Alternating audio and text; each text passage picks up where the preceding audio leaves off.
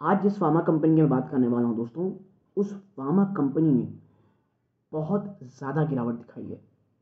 एक समय में ये स्टॉक 4000 से भी ऊपर ट्रेड किया करता था। आज जबकि आपके साथ मैं वीडियो बना रहा हूँ, स्टॉक 1700 से भी नीचे आ चुका है। स्टॉक के ऊपर जब मैंने लास्ट टाइम वीडियो बनाया था, इसने 2000 के लेवल को तोड़ा था और उसके बाद मैंने वीडियो बना के कहा था कि भाई देखिए प्रॉब्लम आने वाली है बड़ी सी, क्योंकि ये जो लेवल टूटा है और लेवल टूटने का रीज़न क्या था, Q2 के नंबर्स, उसके में आऊँगा मैं कि वहाँ पे क्या हिट थे क्या मिस थे, और भी कुछ मैनेजमेंट को लेकर के बहुत ज़्यादा प्रॉब्लम थी दोस्तों, क्या थी उसमें चर्चा करेंगे। और अब जो गिरावट हो रही है और स्टॉक 1700 के आसपास भी आ चुका है, तो हमें क्या करना चाहिए, क्या जो एक कह लीजिए सबसे डरावनी बात थी, क्या वो सच होते हुए नज़र आ रही है। Q3 में ऐसा क्या होने वाला है जिसे एक बहुत बड़ा बूस्ट मिल सकता है, कौन से नए बिजनेस पे देख रही है कंपनी जहां पर आप कह सकते हैं काफ़ी अच्छी ग्रोथ के चांसेस हैं। और चाइना चाइना जो स्टॉक की गिरावट की सबसे बड़ी वजह है, कैसे वही आने वाले समय शायद स्टॉक के में तेजी आने की एक बड़ी वजह हो सकता है दोस्तों। स्टॉक ग्लैंड फार्मा जिसकी मैं बात करने वाला हूं दोस्तों, ये फार्मा स्टॉक आखिर भागेगा कब? क्या एक बहुत ही बड़ी कुंभकर्णीय नींद की ओर जा चुका है ये, यानी कि एक बहुत बड़ा कंसोलिडेशन फेज आने वाला है? तो इन तमाम चीज़ों में हमें करना क्या है दोस्तों, एक एक चीज़ में चर्चा करूंगा। और देखिए मैं हमेशा कहता हूँ, स्टॉक जब गिरता है कमेंट में बहुत सारी गालियाँ पड़ती हैं, बहुत सारी चीज़ें ऐसे कही जाती हैं, लेकिन मैं जब सच बात कहता हूँ तो मैं कहता हूँ कि रिस्क क्या समझिए चीज़ों को। जब 2000 के आसपास 2 महीने पहले मैंने वीडियो में था, मैंने कहा था 2000 के आसपास है, बहुत स्ट्रॉन्ग सपोर्ट है, ये टूटेगा, चीज़ें अच्छी नहीं दिखती मुझे।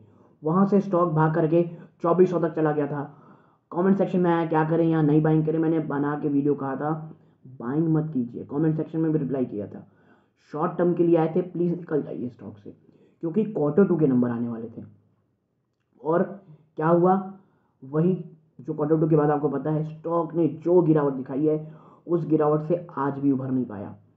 इसने 1650 तक को टच किया है एक बार दोस्तों लो में, तो उस चीज़ से ये आज तक उभर नहीं पाया दोस्तों, ठीक है।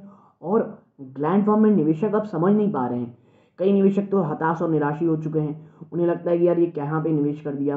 कई लोग 3-3 4-4 हज़ार पे अटके हुए हैं। कई लोगों ने जो एक रिसेंट बाउंस आया था 2500 2600, वहाँ खरीदारी की हुई थी।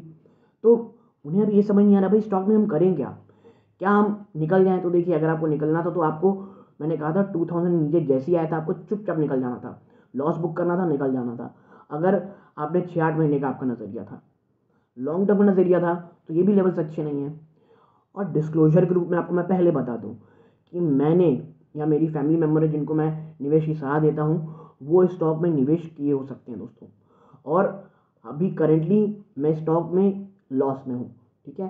क्यों? क्योंकि मैंने हमेशा कहा है बॉटम ना आपको पता है ना मुझे पता है, ठीक है।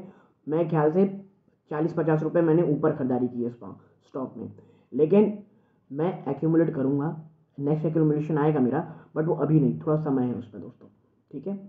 तो इसलिए आपको मैंने पहले डिस्क्लोज बताया कि आपको अगर लगता है कि मैंने इसमें खरीदारी की है तो शायद मैं इसमें बायस्ड हो सकता हूँ। लेकिन मैं आपको बता दूँ, लास्ट टाइम जब मैंने अमर राजा बैटरी में 450 में ये आया था, मैंने तब भी वीडियो बना कहा था कि भाई बहुत अच्छे लेवल्स हैं, फ्रेश एंट्री के लिए तो इससे अच्छा लेवल हो नहीं सकता। 430 के आसपास कहा था, बेस्ट है एवरेजिंग के लिए। और कह सकते हैं आप जिन्होंने भी किया होगा शानदार रिटर्न उन्हें पा लिए हैं अभी तक वो, ठीक है।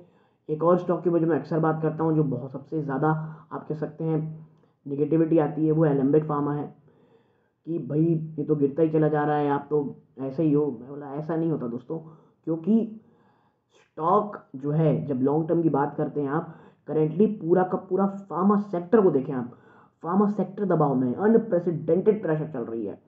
जो अच्छे रिजल्ट आए, न्यूज़ आई, न्यूज़ के कारण स्टॉक में एक बाउंस बैक आया, जिनको निकलना था वो निकल चुके होंगे, जो लॉन्ग टर्म की सोचे हुए अभी रुके हुए हैं, गिरेगा फिर थोड़ा सा एक्यूमुलेट करेंगे, क्योंकि लॉन्ग टर्म जर्नी ऐसे ही होती है दोस्तों।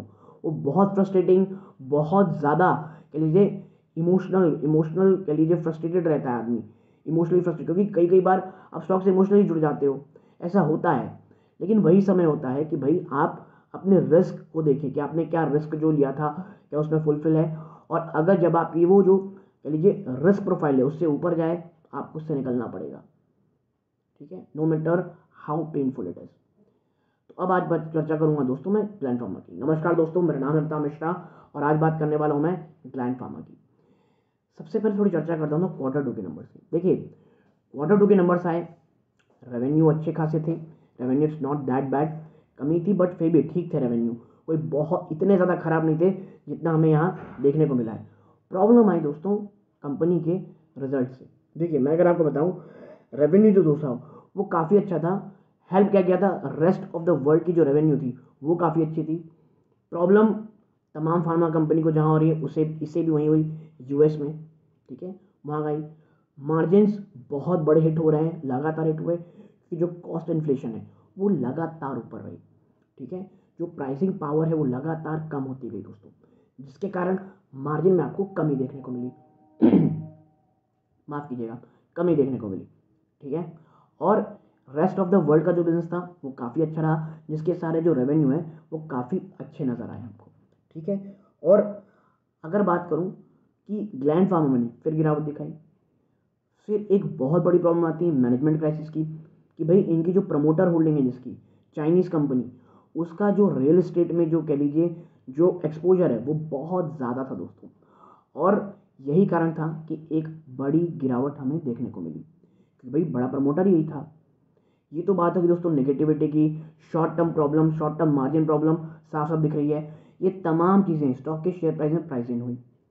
अब बात करते हैं आने वाले समय में। देखिए कंपनी के पास शानदार पाइपलाइन है दोस्तों, अगर मैं आपके साथ चर्चा करूं तो 63 पेंडिंग A&D अप्रूवल्स इनके पास रखी हुई है, और पहला प्रोडक्ट अप्रूवल इनको चाइना में, क्योंकि पहला प्रोडक्ट अभी अपना चाइनीज़ मार्केट में लाएंगी, जिसकी अप्रूवल शायद तक क्वार्टर थर्ड तक आपको देखने को मिले। और मैंने इसीलिए शुरू में कहा था शायद चाइना में एंट्री इसे आने वाले समय में एक नई ग्रोथ अपॉर्चुनिटी दे सकती है। कंपनी अपना जो नेक्स्ट फेज ऑफ कह लीजिए जो ग्रोथ है वो भी देख रही है दोस्तों, कहाँ पर आप देखेंगे तो कंपनी जो है दोस्तों वो बायोलॉजिक्स CDMO बिजनेस में आ रही है। लेकिन ये जो बायोलॉजिक्स CDMO बिजनेस दोस्तों, इसमें सिर्फ ग्लैंड फार्मा नहीं, आपने अगर बायोकॉन का मेरा वीडियो देखा होगा वहाँ पे भी कंपनी आने की सोच रही है, क्योंकि ये एक हाई मार्जिन प्रोडक्ट है दोस्तों, और कंपनीज यहाँ पर बिजनेस अपना हर कोई रेवेन्यू एक्सपेंशन के लिए, अपने मार्जिन को इम्प्रूव करने के लिए यहाँ आने की कोशिश कर रहा है, ठीक है। वॉल्यूम्स डिक्लाइन यूएस में लगातार हो रही है, और मुझे लगता है आने वाले एक क्वार्टर दो क्वार्टर तो आपको शायद प्रॉब्लम देखने को मिले, ठीक है। तो ये तमाम निगेटिविटी है, तो भाई इसमें निवेश करना क्यों है? सबसे पहला रीज़न, तमाम जो प्रॉब्लम्स है ऑलरेडी प्राइस्ड इन हो चुका है दोस्तों। स्टॉक एक समय में दोस्तों 4,000 रुपये में था, और अब वहाँ से गिरते गिरते गिरते स्टॉक यहाँ पर हमें मिल रहा है। और देखिए आपको दिख रहा होगा कि स्टॉक गिरावट दिखा रहा है। नेक्स्ट जो सबसे बड़ा रेवेन्यू के लीजिए आपके पास सपोर्ट है 1500 के आसपास है दोस्तों, और मुझे ये लग रहा है ग्लैंड फार्मा के लिए 1500 तोड़ना बहुत टफ रहेगा दोस्तों, बहुत ज़्यादा टफ, ठीक है। अब मैं ये नहीं कहता कि इम्पॉसिबल, लेकिन स्टॉक मार्केट में कुछ भी इम्पॉसिबल नहीं है, ठीक है, लेकिन बहुत टफ नहीं रहेगा। लेकिन अगर आपका जो रुझान है आने वाले 3 से 4 सालों में, तो ये बहुत ही शानदार लेवल हैं एक्यूमुलेशन के। हड़बड़ाइएगा नहीं, लॉन्ग टर्म की सोच रखिएगा। मैं आपको जैसे मैंने आपको बताया मेरी अपनी फैमिली मेम्बर में इसमें निवेश हो सकती है, और मैंने इसमें दोस्तों बहुत लंबे समय के लिए निवेश करने का सोचा है। आप जब किसी स्टॉक में निवेश करना चाहते हैं और आप उसमें निवेश के लिए तैयार रहते हैं, जब वो 3,000, 2,500, 3,000, 3,500, 4,000 में रहता है, और अचानक से जब वो कंपनी किसी कारणवश गिरावट दिखाती है और हम उसे खरीदना चाहते हैं, तब आप बहुत ज़्यादा डरते हैं। और वो समय होता है कि जब एक लॉन्ग टर्म इन्वेस्टर खरीदारी करता है, और रिटेल इन्वेस्टर अक्सर कह लीजिए आप डर के चक्कर में उस समय खरीद नहीं पाता। देखिए मैं अक्सर ही कहता हूँ, अगर ख़रीदारी करनी है तो उससे पहले हमें ये देखना है कि कोई बहुत बड़ी प्रॉब्लम तो नहीं आ गई है बिज़नेस में, या कुछ ऐसी चीज़ें तो नहीं होगी है जो ठीक नहीं की जा सकती। तो ग्लैंड फार्मा प्रॉब्लम है, मैं ये बिल्कुल नहीं मानता हूँ प्रॉब्लम नहीं है, बिल्कुल प्रॉब्लम है। सेलिंग शॉर्टेज एक समय में बहुत बड़ी प्रॉब्लम थी इसके लिए, लेकिन तमाम निगेटिविटी प्राइसिंग हो चुकी है। चीज़ें सिर्फ आने वाले समय इंप्रूवमेंट होने की ज़्यादा चांसेस हैं। देखिए मैं ये नहीं कहता कल को अगर कोई बहुत ही बड़ी प्रॉब्लम आ जाए जो शायद आप और मैं ये कोई देख ही नहीं सकता, तो मैं नहीं कहता, लेकिन हाँ लॉन्ग टर्म के लिए इन लेवल्स पे ग्लैंड फार्मा एक अच्छा स्टॉक है दोस्तों। अभी अभी क्या है, पूरा का पूरा फार्मा सेक्टर इतना ज़्यादा प्रेशर में है कि स्टॉक जो ऑलरेडी बीटन डाउन है वो भी ऊपर नहीं आ पा रहे हैं। कोई भी एक कह लीजिए अपटेक अगर पूरे सेंटिमेंट में फार्मा कंपनी में ठीक होती है, यहाँ से एक ऊपरी स्तरों से आपको एक अच्छी खासी तेज़ी देखने को मिल सकती है। बट एक चीज़ मैं आपके साथ ज़रूर कहना चाहूँगा, यदि लॉन्ग टर्म इन्वेस्टर हैं दोस्तों, ग्लैंड फार्मा जैसा शानदार ट्रैक रिकॉर्ड कह लीजिए इंजेक्टेबल्स में और किसी कंपनी के पास नहीं है। जिस तरह से कह लीजिए क्लीन अप्रूवल रहा है इनका, और जिस तरह से कोई प्रॉब्लम इनको कभी कहीं रही नहीं है, जहाँ पर भी कह लीजिए इनका इंजेक्टेबल बिजनेस रहा है, तो मुझे लगता है ऐसी कंपनी में इन स्तरों पर निवेश करना फॉर अ लॉन्गर टर्म एक काफ़ी अच्छा मौका हो सकता है दोस्तों। तो यदि आप ग्लैंड फार्मा में निवेशित हैं, मुझे लगता है ये वीडियो आपके बहुत बहुत काम आया होगा दोस्तों। ऐसे ही तमाम वीडियोस के लिए चैनल सब्सक्राइब कीजिए। वीडियो जब अच्छी लगती हो लाइक करके और साथ शेयर कीजिएगा। ये इस वीडियो का अंत है। जय हिंद दोस्तों।